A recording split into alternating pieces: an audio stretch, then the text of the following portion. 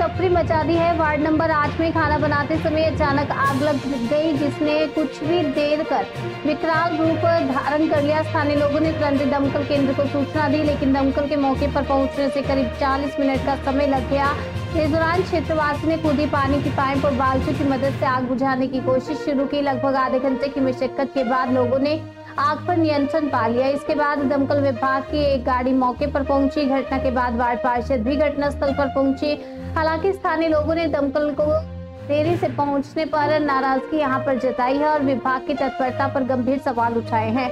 पीड़ित परिवारों का कहना है कि समय रहते यदि सहायता मिल जाती तो नुकसान को कम किया जा सकता था। ये घटना एक बार फिर दमकल सेवा की कार्यप्रणाली पर सवाल खड़े कर रही है।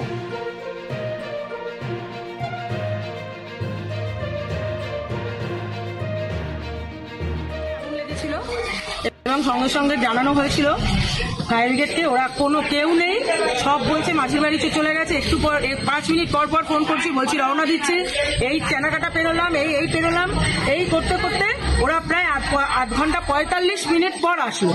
আমার বক্তব্য যে এখানে ফায়ার ব্রিগেডে একটা গাড়ি মাথা ভাঙার জন্য কেন মজুদ থাকবে না? আর ওদের বলে ড্রাইভার নেই, ড্রাইভার থাকবে না, এটা তো হতে পারে না।